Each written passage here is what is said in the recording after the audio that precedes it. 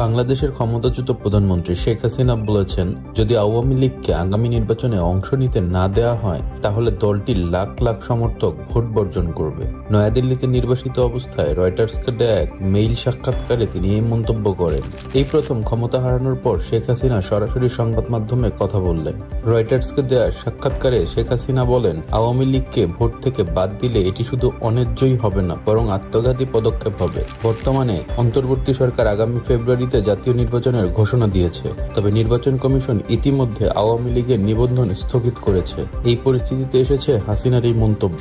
শেখ হাসিনার বিরুদ্ধে বর্তমানে চলছে আন্তর্জাতিক অপরাধ ট্রাইব্যুনালের বিচার। 2024 সালের জুলাই আগস্টের আন্দোলনের সময় মানবতা বিরোধী অপরাধের অভিযোগে তার বিরুদ্ধে মামলার শুনানি শেষ হয়েছে। জাতিসংঘের রিপোর্ট অনুযায়ী সেই সময়ের সহিংসতায় প্রায় 1400 মানুষ নিহত হয়, যা মুক্তিযুদ্ধের পর বাংলাদেশের সবচেয়ে ভয়াবহ রক্তপাত হিসেবে বিবেচিত।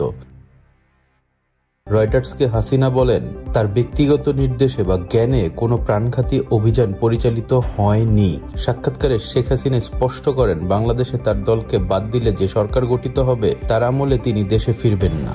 তিনি এখন ভারতে নয়াদিল্লিতে নির্বাসনে আছেন এবং বলছেন, আওয়ামী লীগ ভবিষ্যতে দেশের রাজনীতিতে ভূমিকা রাখবে, সরকার হোক বা বিরোধী দলে, কিন্তু তার পরিবারের নেতৃত্ব ছাড়া। 2024 সালে 5ই আগস্ট ছাত্র নেতৃত্বাধীন রক্তক্ষয়ী অভ্যুত্থানের পর আওয়ামী লীগ সরকারের পতন ঘটে এবং শেখ হাসিনা ভারতে পালিয়ে যান। এরপর থেকে অধ্যাপক মোহাম্মদ ইউনূসের নেতৃত্বে অন্তর্বর্তী সরকার বাংলাদেশ পরিচালনা করছে। রয়টার্সের এই সাক্ষাৎকারের পর দেশি বিদেশি রাজনৈতিক মহলে নতুন আলোচনার জন্ম দিয়েছে।